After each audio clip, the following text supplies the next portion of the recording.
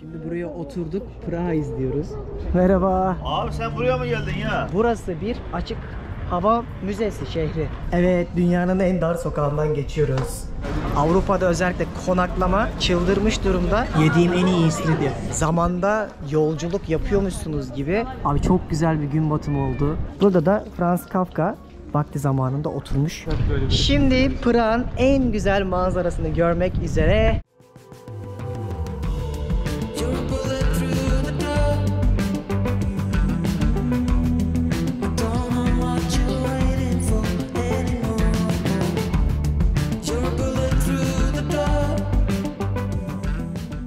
Hanımlar beyler, ben Deniz Pehlivan. Şu anda size Çek Cumhuriyeti'nin en güzel kenti Prag'dan sesleniyorum. Dün buraya Krakow'dan yaklaşık 5-6 saatlik aktarmalar yaparak geldim ve sizlere sanırım Türkiye'deki en kapsamlı, en güzel Çek Cumhuriyeti vloglarından birkaç tanesini hazırlayacağım. Prag'a 6. gelişim, o yüzden Prag konusunda oldukça birçok şeye hakimim. Hatta Google'da Prag'da ne yapılır, Prag'da gezilecek yerler vesaire ne diye yazsanız yine benim web sitemdeki yazılar geliyor. Hatta bunların hepsini size de kapsamlı rehber olsun diye açıklamaya bırakacağım. Oradan bakarsınız. Peki buraya geldim, ne yaptım? Abi Prag öyle kalkıp da böyle bir vlogda anlatılacak bir yer değil. Devasa bir yer, 700 yıllık bir tarihi kent. Hitler'in bombalamadığı ve insanların şehre zarar gelmesin diye teslim olduğu bir yer. Gotik mimarinin hakim olduğu böyle devasa kulelerin, meydanların olduğu ama aynı zamanda renkli evlerin de olduğu çok tatlı bir bölge. Zaten Orta Avrupa'nın da en çok turist çeken yerlerinin başında geliyor. O yüzden size bugün çok güzel bir vlog hazırlayacağım. Sonuna kadar izleyin. Gerçekten Türkiye'de izleyebileceğiniz en güzel vloglardan bir tanesi olacak ve en çok merak ettiğiniz şeyi de anlatacağım bu vlogda. Prag pahalı mı değil mi? Biraz onu tartışırız. Yani şöyle düşünün, mesela Türkiye'de 100 euronuz var, ne yapıyorsunuz? O 100 euro ile bir de Prag'da ne yapıyorsunuz? Bugün size onu da göstermek istiyorum. Hadi bakalım, size iyi seyirler, bana da keyifli bir gezi olsun. Evet, gezimize başladık. Haydi bakalım, tarihe doyacağımız keyifli bir yolculuk olsun. Sizi hemen Vltava nehrine getirdim. Neden buraya getirdim? Çünkü burası bence Prag'daki en önemli kenti anlayabileceğiniz nokta. Benim otelim bu nehrin karşı tarafında kalıyor. Çünkü burası daha böyle sakin oluyor. O yüzden burayı seçtim. Hatta böyle çatı katında çok güzel bir yer tuttum. Fiyat olarak da çok uygundu. Yine bunun da açıklama kısmına otelin falan linklerin hepsini koyarım. Oradan bakın, her şey yani size hazır şu an rehber olarak gelecek. Niye bunu anlatıyorum? Çünkü Prag Türkler için çok fazla dikkat çeken bir şehir. Çek Cumhuriyeti'nde yaklaşık olarak 10 milyon kişi yaşıyor ve bunun 1,3 milyonu Prag kentinde yaşıyor ve bununla beraber de yılda yaklaşık sadece Çek Cumhuriyeti'ne 21 milyon turist geliyor. Ve bizim insanlarımızın da en çok sevdiği burada 3 rota var. Avusturya'da Viyana, Çek Cumhuriyeti'nde Prag, Macaristan'da da Budapeşte. Bu üçgeni yapıyorlar ve genelde turlar bunu satıyor. İşte bu nehrin karşısında gördüğünüz Charles Köprüsü en çok dikkatlerini çeken nokta oluyor. Pek tabii ki tarihi saraylarını görüyorsunuz sol tarafta. Hemen bunun diğer tarafında da o astronomik saat kulesi vardır. Yani buranın tam kalbi diyebilirim Prag için. Size neden bunu gösterdim? Çünkü sırasıyla hepsini birlikte gezeceğiz. Bildiğiniz, size Prag'la ilgili devasa bir yolculuğa çıkartacağım ve harika bir gezi rehberi oluşacak. Ne yapalım? Önce bir sabah bir şeyler yiyelim. Böyle tatlı kahve falan bir şey yapalım, kahvaltı. Sonra şu kaleyi gezelim. Sonra şu köprüden karşıya geçelim. Ondan sonrası bakalım, hayırlısı olsun. Başlayalım. Abi şimdi buradan neden başladığımı biraz sonra size göstereceğim. Özellikle Old Town bölgesi çok kalabalık. Ve takdir edersiniz ki bu ülkelerde kahvaltı işi çok sıkıntı.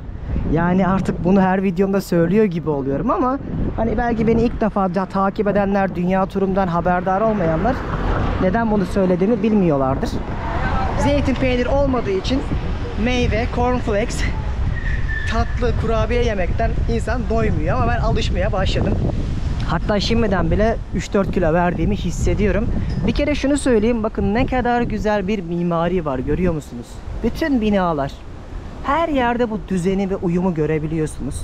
Ve buraya geldiğinizde de sizi buradaki Cafe Savoy'a götüreceğim. Çünkü burası Franz Kafka'nın şehri. Ünlü yazarın ve aynı zamanda Nazım Hikmet'in de zamanında gelip burada şiirlerini yazdığı yer burası. Niye hemen buradan başladık? Kahvaltı yaparız, kahve içeriz diye sizi buraya getirdim. Hemen medeniyet testimizi yaparak karşıya geçtik. Thank you brother. Abi buraya geliyorsanız kışın Noel pazarı falan da oluyor böyle, hani Christmas dönemi falan değildir de ben sevmiyorum soğuğu. Ama yazın buranın resmen havası şu an bizdeki bahar gibi. İşte size getirdiğim yerde bu ünlü Cafe Savoy.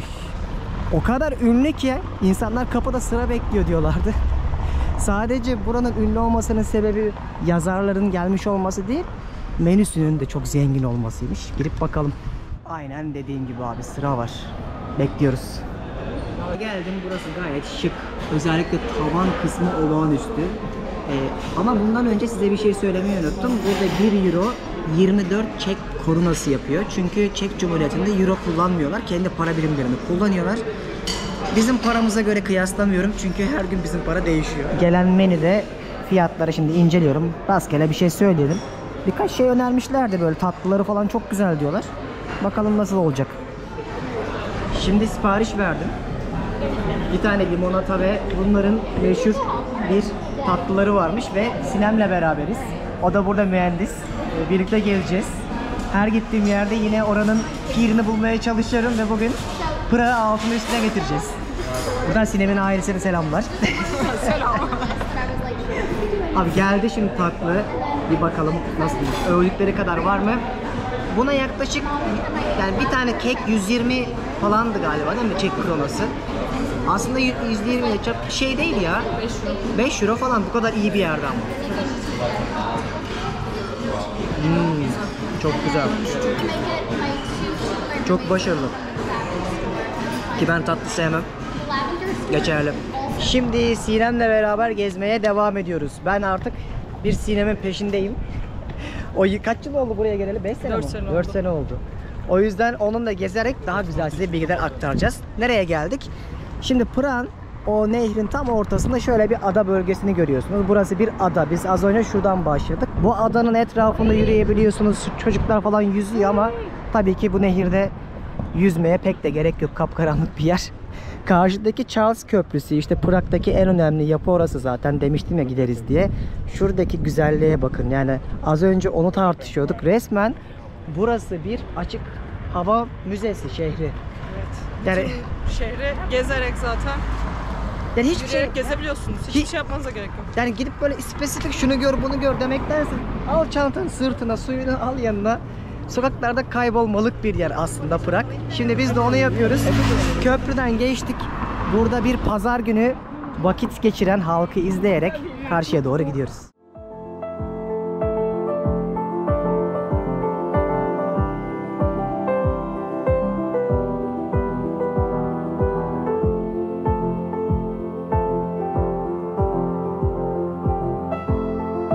Gaslights dimmer bright.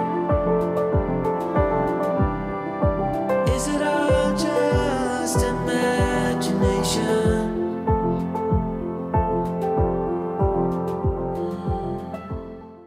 Burası işte ulusal tiyatroları abi, şuraya bakın, yani dediğim şey bu işte, yani resmen tarihi böyle doruklarına kadar hissediyorsunuz. 600 yıllık 500 yıllık binalar ve aslında size az önce Nazım Hikmet'in en çok gittiği yeri yanlış söyledim. Şu kafeydi. Hani şimdi girip göstermeyeceğim, aklınızda bulunsun. Dilerseniz buraya kafe olarak da gelip ziyaret edebilirsiniz. İçeride fotoğrafı falan da varmış. Ama biz şöyle nehrin kenarından devam edelim. Ya biz dayanamadık. Dedik buraya kadar gelmişken bir göreyim. İçeriye girdik. Adam yani bence bu mekan artık biraz şey olmuş. Nazım Hikmet'in kaymağını yiyor. İçerisi full Türk. Hatta böyle oturuyorsunuz masaya, onun fotoğrafını falan getirip koyuyorlar. Birazcık hatta şey de yapıyorlarmış. Nazım Hikmet'in ölüm gününü falan burada böyle kutluyorlarmış. Öyle dedi Sinem. Gelmişken uğranabilir. İşte ben bunu demeye çalışıyorum. Yani şu düzene bakar mısınız ya? Bütün evler, binalar korunmuş. Rengarenk, bütün balkonlar, duvarlarına insanlar zarar vermemişler. Bakın nizami bir şekilde rengarenk farklı binaları görüyorsunuz. Pencereleri dahi değişemezmiş.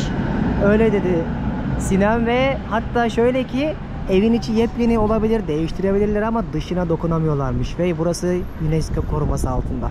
Şimdi Charles Köprüsü'nün giriş kısmına kadar geldik ama şimdi buradan sizi bu tarafa götürmeyeceğim. Şöyle gidelim. Birazcık daha Eskişehir merkezini keşfedelim. Akşamüstü oraya doğru geçeriz. Abi görüyorsunuz, tek bir bomba dahi düşmediği için bu bölgelere, bakın bu binaların hepsi ayakta kalmış ve tarihi dokuyu nasıl korumuşlar. Özellikle mimarlar, mühendisler, şehir planlamacıları benim bu videomu sonuna kadar izleyin. Çok güzel şeyler göreceksiniz. Yine işte gördüğünüz üzere bu Prag'ın sakin hali. Eskiden pandemiden önce çok daha kalabalıktı. Birçok yer gibi ki buna sakin diyebiliyoruz, düşünün. O yüzden otel fiyatları vesaire uçmuş durumda. Kesinlikle hani buraya gelirseniz gelmeden uzunca bir süre önce rezervasyonunuzu yaptırın. Benim sabah kaldığım odayı gösterdim mi size? Hatta açıklamada bırakacağım, linkine de bakarsınız. 70-80 dolar orası bile. Yani kallavi bir otelde kalayım derseniz 150-200 dolardan aşağı otel bulamıyorsunuz. Avrupa'da özellikle konaklama çıldırmış durumda. Hani yeme içme neyse ama en ucuz şey alkol ve en pahalı şey konaklama diyebilirim. Güzel. Keyfimiz şu an çok iyi. Böyle eski sokakların içinde kaybolarak gidiyoruz. Vallahi var ya, hani her geçtiğimiz sokakta kamerayı sürekli çalıştırmaya çalışıyorum. Çünkü yani uyum ve düzen beni benden aldı. Yani Prag işte böyle bir yer. Şuraya gidin bunu yapın demekten çok sokakta dolaşarak başlamak lazım. Zaten inanın bana sadece bir gün hayranlıkla bu caddeleri gezmek istiyor insan. Sokakların derinliklerine inerken Sinem bana çok güzel bir fikir verdi, bir bilgi verdi. Kendisi mühendis olduğu için. Evet, neydi şunlar? Burada konsolları taşıtmak için altlarına kolon, dümdüz sütun koymuyorlar. Onun yerine böyle heykelleri koyuyorlar. Heykellerle konsolları taşıtıyor. Ama nasıl bir estetik yani Çok bu ve bu onun gerçekten hani sadece gösteriş için değil, taşıyor. Tabii taşıyor. Tabii. Ve bunu her yerde görebiliyorsunuz. Yani buna kadar düşünmüşler. Diyorum ya, açık hava müzesi gibi bir kent burası diye. Şimdi Old Town'un tam kalbindeyiz. Buradaki renkli evlerin yanından yürüyerek dolaşıp Saat Kulesi'nin oraya çıkacağız. Buralar hep trafiğe kapalı, o yüzden yürüyerek birçok yere gidebiliyorsunuz. Avrupa bir süre sonra neredeyse aynı işte. Eskişehir merkezi, meydanlar, parklar vesaire ama Prag'da hissettiğin şey ortaçağ. Tabii orta çağ kesinlikle. Yani diğer kentlerde mesela bunu hissetmiyorsun. Yani buradaki o karanlık böyle binalar sanki Yüzüklerin Efendisi'nden bir böyle sahnenin içindeymişsin gibi bir kent burası. O yüzden hissettirdiği size o ambiyans tamamıyla diğer birçok Avrupa şehrinden farklı.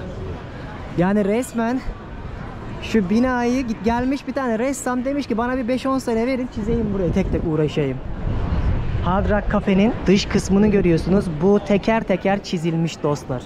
Gördükleriniz bir el emeği, göz nuru, işçilik. Ve işte en güzel noktasına geldik arkadaşlar. Şu anda tam Astronomik Saat Kulesi'nin önündeyim ve buradaki 2 tane kuleyi görüyorsunuz. Bu kuleler çok önemli. Neden mi?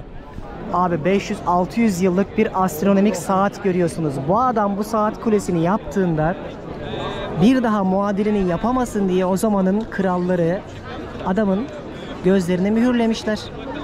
Böyle bir hikayesi var ve şimdi bu kadar kalabalık niye bekliyor derseniz birazdan göreceksiniz. Çünkü her saat başı buradaki saat bildiğiniz gösteri yapıyor ve insanlar onu izlemek için bekliyorlar. 6 dakikamız var. Ben de size bunu göstereyim gelmişken.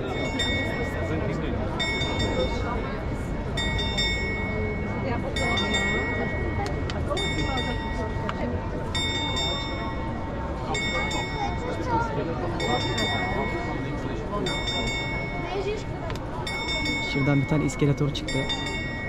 Yukarıda dayılar geçiyor. Ve bakın bu kadar insan onu bekliyor.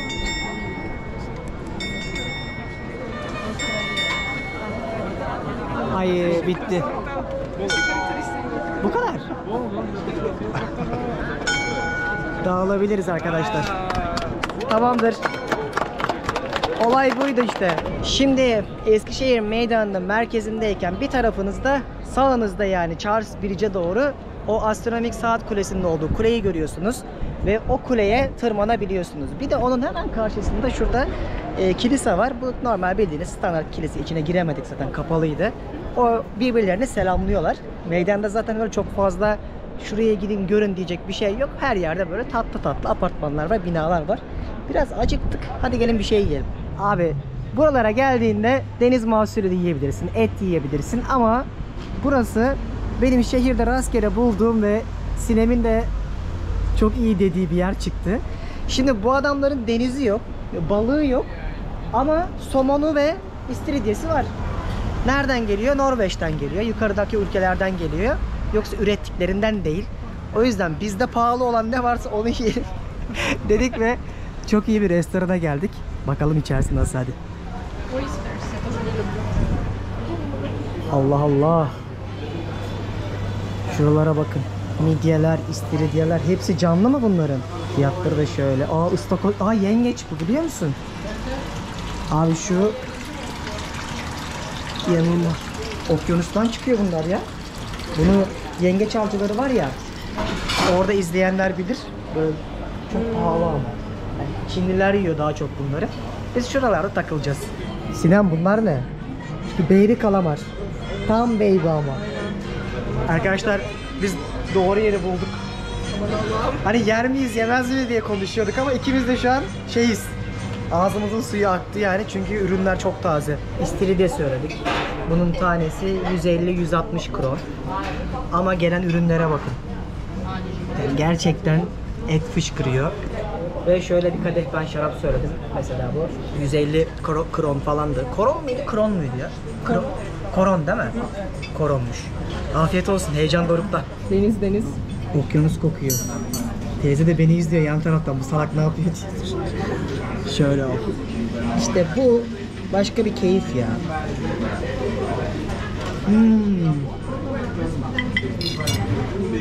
Çok iyi. Yediğim en iyi istiridye. Ciddi mi? Ciddi söylüyorum. Ve içi çok dolu. Fransız ürünüydü bu. Arka planda senin de sesini merak ediyoruz. Sinem de söylesin bakalım duyacaksınız. Şu an konuşamıyor. Çok iyi. Değil mi? Ben şu an şeyim ya. Baksana 32 dişim çıktı dışarıya. Mutluluktan Bir de gülüyorum. yuttuktan sonra o ağızda bıraktığı tat asıl onu mutlu ediyor. İlk tat değil de sonrasında o damağı şenlendirmesi. Yosun ve okyanus tadı Evet, geliyor değil mi? En çok da o köpürmesi var ya teknenin çıkardığı. Haydi afiyet olsun. Daha bir sürü şey söyledik geliyor. Bu ülkenin hayvancılığı, tavşanı, av hayvanı vesaire onlar meşhur evet değil mi? Ama Prag'a gelirseniz tabi onu da göstereceğim. Ama bunu da yemeden ayrılmayın. Yani bu restorana gelmeden dönmeyin. Evet yeni bir tabak geldi. Böyle içinde ahtapot var, baby ahtapot var, kalamar var. İkinci parta geçtik. Haydi başlayalım. Bunları Orta Amerika'da da yiyorduk hatırlıyorsanız. Şuna bak. Izgara. Sanki bu kızartma mı ya? Büyük olan ızgara. Patlıyor. Gerçek olamayacak kadar güzel değil mi? İçindeki omurgası. Güzel bir şehir ama yemekler daha güzel.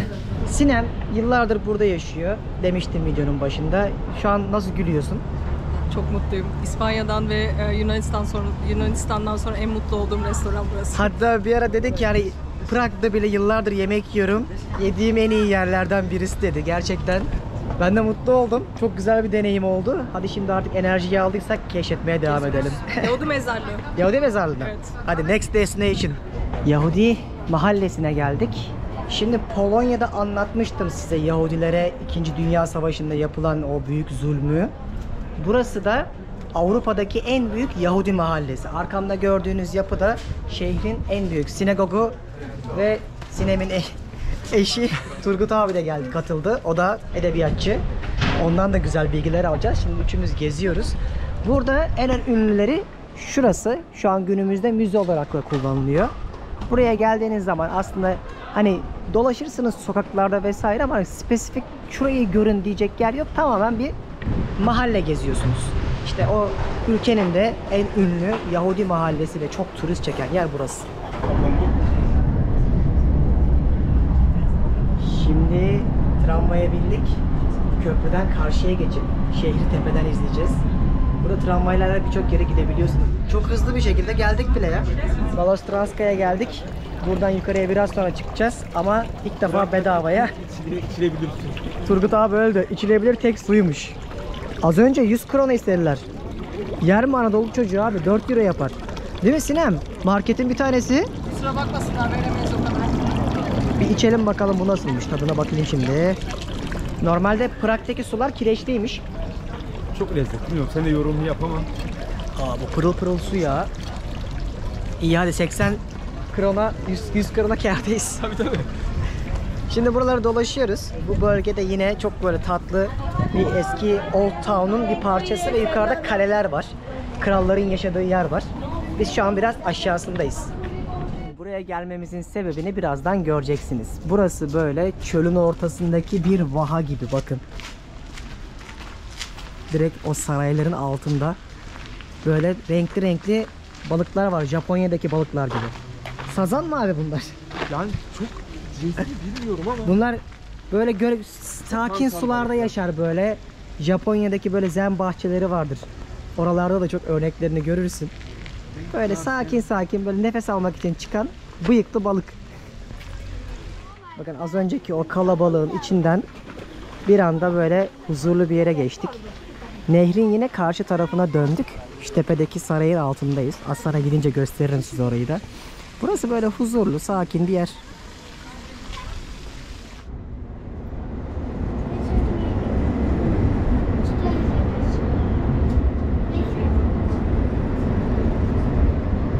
Burada mesela düğüm basman gerekiyor kapıların açılması için. Direkt otomatik açmıyorlar genel olarak. Çünkü kış memleketi olduğu için bak mesela şunlara basıyorsun, açıyorsun. Yani sürekli aç kapı olmasın Aynen. mı? Sürekli açılıp kapalı sirkülasyon olmasın, içerisi olmasın diye. Bir de bir bilgi vereyim size gençler. Şimdi Sinem bana bilet almış sağ olsun. Yarım saat geçerli 30 koron ve bunun her şeye binebiliyormuşum. Eğer beni şu an bileti olmadan biri yakalasaydı 1000 koron cezası varmış. Ki normalde ben hani video çekerken hiç fark etmemişim. Hep biletimi alırım vesaire ama Sinemgil'e güvendim. Sağ olsun arkayı toparlamış. Yoksa böyle bir durum var. Bunun işte 40 korona 90 dakikalığı var. 120 korona bir günlüğü var. Bunu alıyorsunuz. Bütün vesaitlere Prag içerisinde binebiliyorsunuz. Şimdi nereye geldik? Botanik bahçesine mi? Royal Garden, evet. Buradaki kralların, kraliyet ailesinin bahçesine geldik. Tepeden Prag'ı izleyeceğiz. Bence Prag'ı izlemek için en güzel bölgeler buralar. Tabii. Değil mi? Burası şatonun önündeki o bahçe. Petrin Tower var ama Petrin Tower'dan Prag manzarası yok. Tamamıyla orman içinde kaldığı için. Fişehirad var. Fişehiradatta da sadece gün batımları çok güzel oluyor. Ben daha bak işte bir krallıkla ilgili bir bahçeye geldiğimiz belli. Bahçıvan çalışmış, şuranın güzelliğine bakın. Hayvan avlarının hikayeleri vardır. Taşta çok iyi yontulmuş bir şekilde. Hepsini örneklerde domuz bak avlıyorlar. At üstünde bak. 600-700 yıllık ya bu yapılar abi, değil mi? 1300'lerden. Genelde hep orta çağ. Bir de burada mesela Şimdi geldik. Burası işte harika bir Prag manzarası göreceğimiz yer olacak. There should be no hesitation.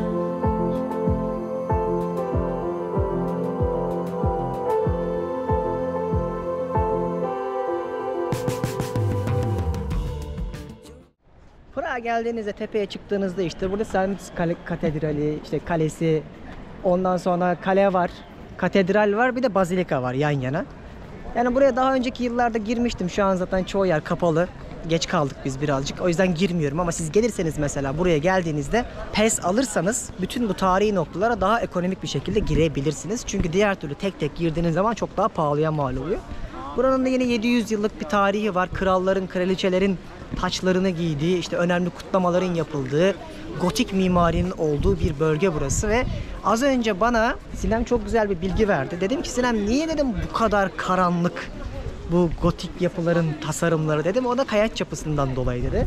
Zamanla dışı deforme oldukça siyahlaşıyormuş.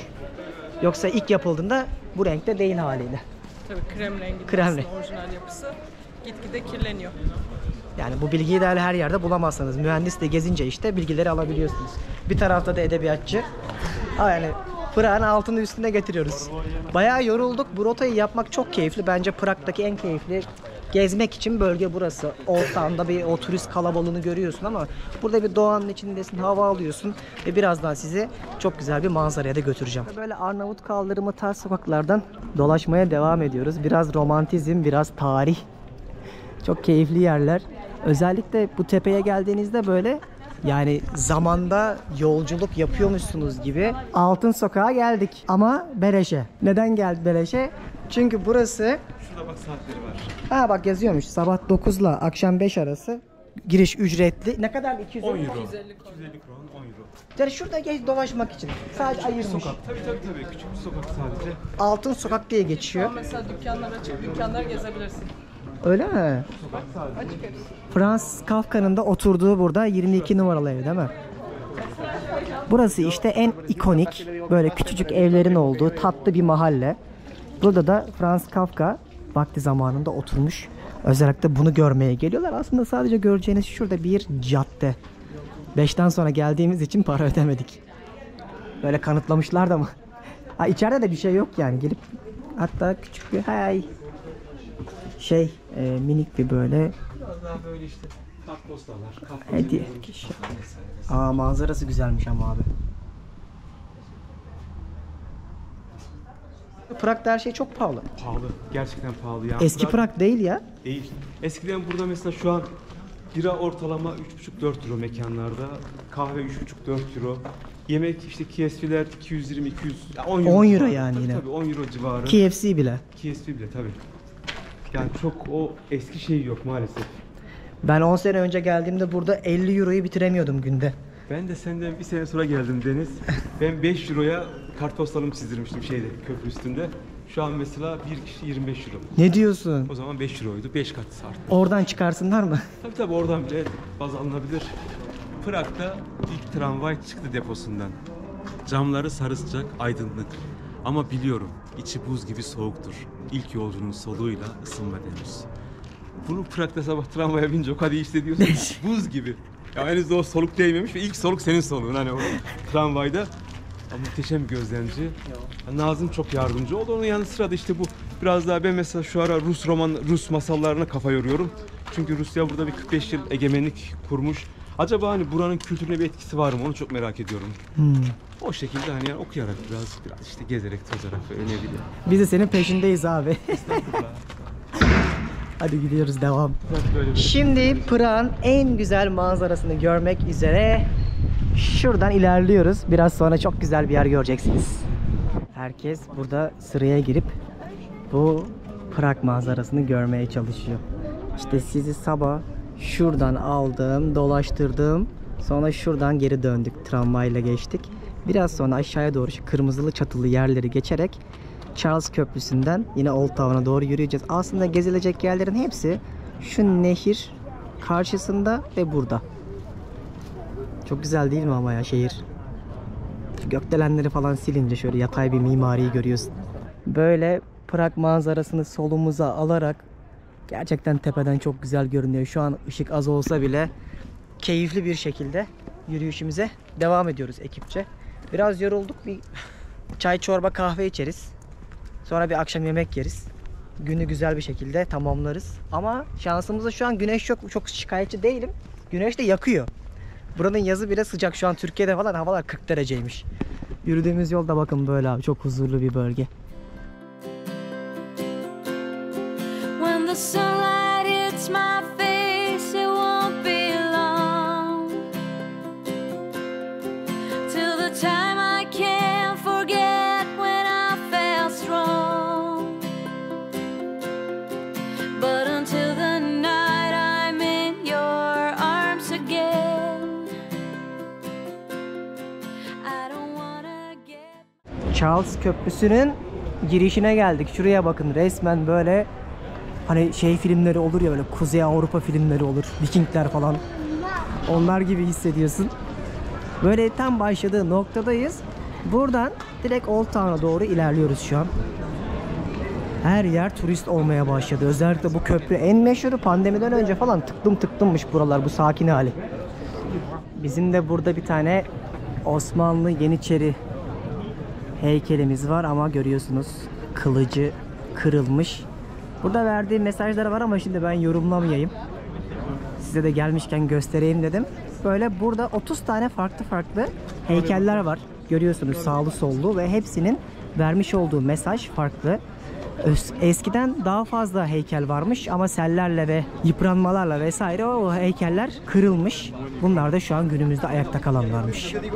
Buranın gecesi de ayrı bir güzel, gündüzü de, ama akşam biraz daha böyle korku filmi sahnesi gibi de oluyor. Şu ışıkları yakıyorlar, böyle kapkaranlık bir köprüde yürüyorsunuz.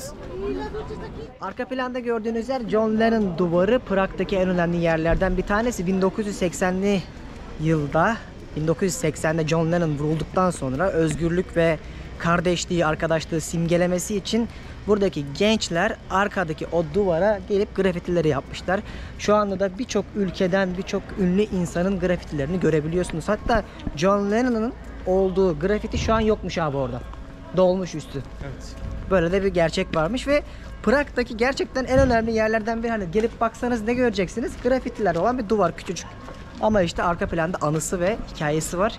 Buraya kadar gelmişken görmek gerekiyordu. Şimdi artık soluklanabiliriz. Bir şeyler içmeye gidiyoruz. Şimdi nehrin kenarına geldik. Oturduk böyle, arka tarafta görüyorsunuz. İnsanlar böyle almışlar biralarını, keyif yapıyorlar. Kitaplarını okuyanlar var vesaire. Biz de dinlenelim dedik. Ben bira söyledim. Bir de dedim bir su getirir misin abi? Su satmıyorlarmış. Bira için diye. Ciddi söylüyorum, şaka yapmıyorum bak. Bardakta su verdi, bedava demiş. Ama her yerde bira satıyorlar. Öyle. Çek Cumhuriyeti böyle bir yer abi. Dünyanın en çok bira tüketen ülkesi. Buna göre evet, alkol tüketen. Hatta Pilsen biraları da buradan çıkıyor değil mi? Bir sürü marka var. Burada gelmeden önce biraz yazılar okumuştum, internetten de araştırmıştım. Neredeyse her ailenin mi diyeyim, mekanın mı kendi bir bira işleme tesisi varmış. Ve insanlar burada sabah 10'da bira içmeye başlıyormuş. Biralar çok uygun. Her kasabanın kendine ait şey var. Kendine ait tesisi var. Bira fabrikası var tabii. Her bölgenin zaten var. Her kasabanın da var. İlin, kasabanın. Bir şey okumuştum. Avrupa'nın bira üretiminin %80'i Çek Cumhuriyeti'nden diye. Doğru olabilir mi? Böyle, ben biraz bununla ilgili seninle bir şey paylaşayım. Pilsener kentin tamamının altı bira deposu. Belli noktalarda delikleri vardır. Kışın Evet. oralardan kar atarlar. Soğukluk şey yapmasın diye. Hadi ya. Tabii. Yani dünyada zaten ilk o zaman Avusturya Macaristan İmparatorluğu'na bağlı burası. Orada çiftçi arasında hani bu limonum satılmadı sokağa dök muhabbeti var ya. Bütün çiftçiler biraların ürettiği her şeyi sokaklara döküyorlar. Ve o bira fabrikasının 1842'de kurulmasına karar veriyor. Kooperatif şeklinde ve bütün çiftçiler oraya getiriyor. Tek tip tekelleşiyor.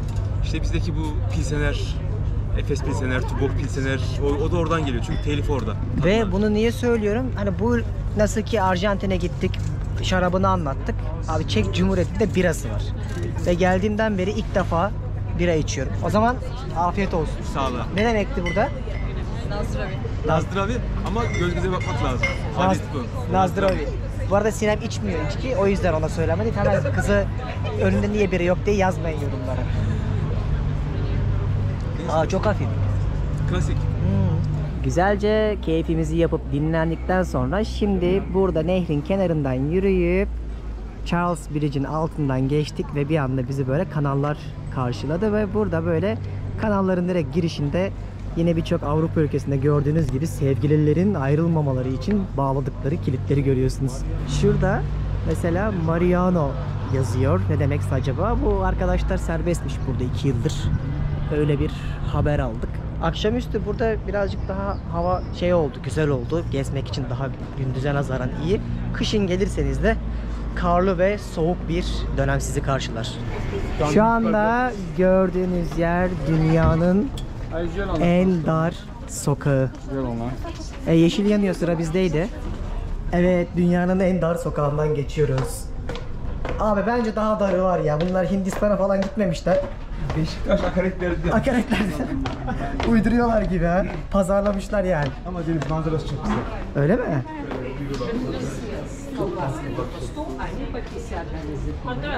Bu dar sokaktan geçtiğinizde sizi bir restoran karşılıyor.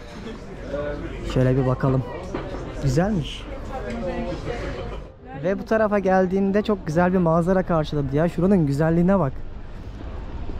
Charles Köprüsü'nün ve kulelerin en güzel manzarası burada.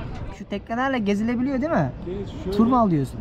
Ona karşılıklı 8-10'ar kişi oturuyorsun, pedal çevirerek Kendin. hem içip evet hem de böyle dolanıyorsun. Öyle mi? Tabii. Şimdi buraya oturduk, Prag'ı izliyoruz.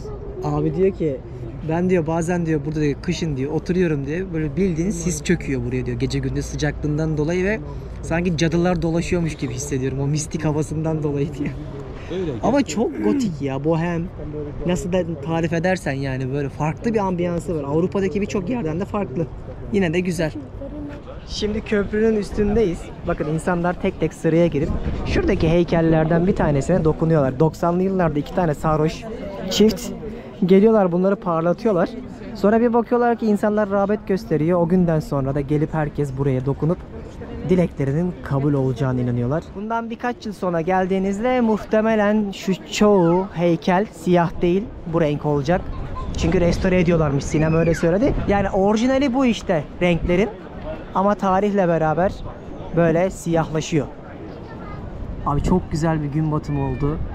Burada gerçekten bütün renkleri canlı canlı görebiliyorsun ve böylesine kadim bir şehir bence hak ettiğinden daha bile fazlasını veriyor. Ya ben Prag'da daha önce birçok kez bulunmuştum ama yine söylüyorum, bence kesinlikle hak ettiğinden daha fazlası.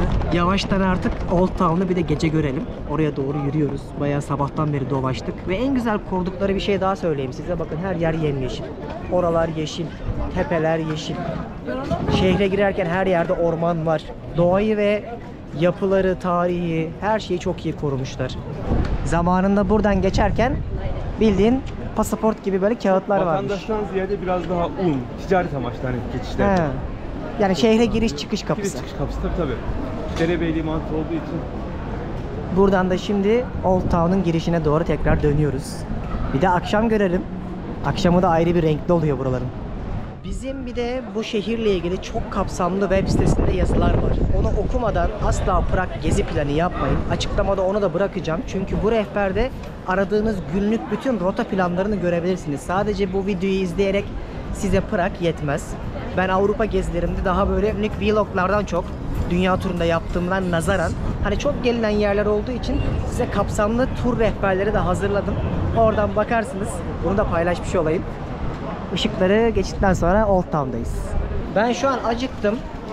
Biraz bir açlık bastırmaya başladı. Akşam 9 oldu. Normal şu tredelnik tatlısını falan yiyecektik ama yani onu yine sonra yeriz. Şu an bir yemek yemek istiyoruz. Lokal güzel bir yemek yiyeceğimiz yere gidiyoruz. Yerel Çek yemeği yiyeceğiz. Çanlar kimin için çalıyor? Şimdi saat akşam 9 oldu ve yine o kalabalık.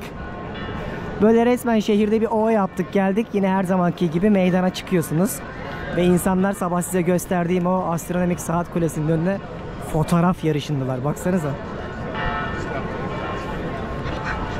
Buraya gelmeden önce çok fazla blog okudum ve yerel yemekler konusunda bu Lokal Dlouhach diye bir yer var. Ama bu Old Town'a yakın olan seçeceksiniz.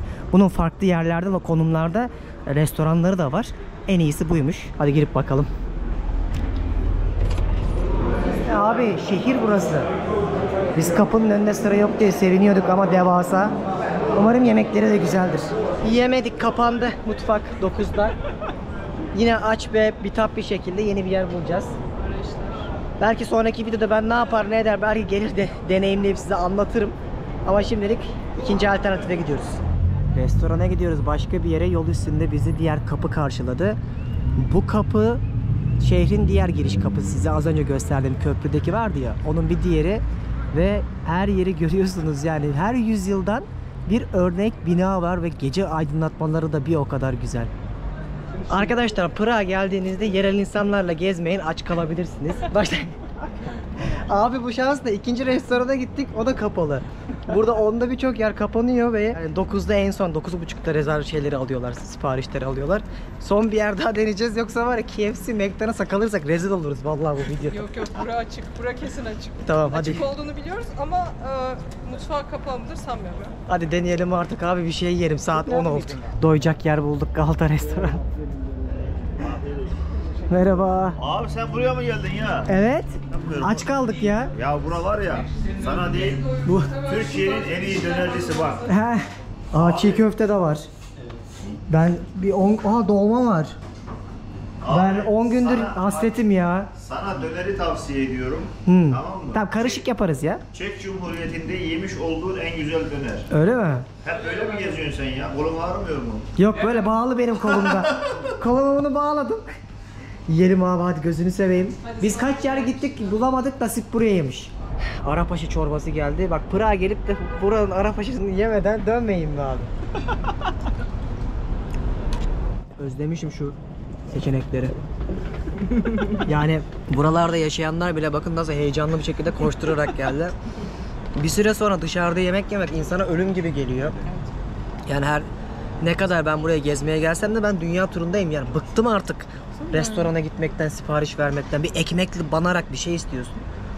O yüzden şimdilik ilaç gibi gelmeye başladı. Şuraya bak. Musakka, Vitrini göster. sulu köfte, orada pideler, ekmekler, orada döner. Burada abi memlekete selam söylüyorum. Nerelisin? Türkiye'ye selam söylüyorum. Aleykümselam. İşte hayat böyle. Bir gün sabah istiridye, akşam köfte. İzmir. Döner de geldi. Yaprak döner. Çok güzel. Az önce bir şeyler yedikten sonra şu karanlık sokaklardan sadece tek başıma yürüdüm ve şu mekana geldim. Buranın adı Hemingway Bar. Burada çok güzel böyle kokteyller yapıyorlar. Şöyle içeriği bir göstereyim bakın. Burası neden güzel? Şehirdeki en iyi kokteyl barlarından bir tanesi olarak geçiyor ve bence orta karardı. Bence birkaç tane daha iyisi var. Burası yolumun üstünde olduğu için ve daha önce hiç gelmediğim için uğradım ve 295 çek kornası ödedim. Fena değildi. Yorucu bir gün oldu artık saat gece 12.30 falan geçti. Bir an önce gidip dinlenip yarın enerji dolu bir şekilde yeni gezime devam etmek istiyorum. Gördünüz yani Prag keyifli, güzel bir yer. Eğlenceli bir yer. Canlı, renkli, aynı zamanda tarihi, kadim bir kent. Sadece tek bir videoyla size anlatamam. O yüzden bir tane daha video yapmayı planlıyorum yarın. Daha deneyimlemediğim bazı özel şeyler var. Onları da göstereceğim. Şimdi tek bölümde çok uzun olur video. Dediğim gibi videonun başında açıklama kısmında da size olabildiğince harika rehberleri yine aktarmaya devam edeceğim. Özellikle Prag'a gelecek olanlar oraya mutlaka bir bakın. Dünya turumun ikinci kısmı olan Avrupa gezinin canavar gibi gidiyor. İnşallah sonraki bölümde görüşmek üzere. Kendinize çok iyi bakın. Çek Cumhuriyeti'nden selamlar.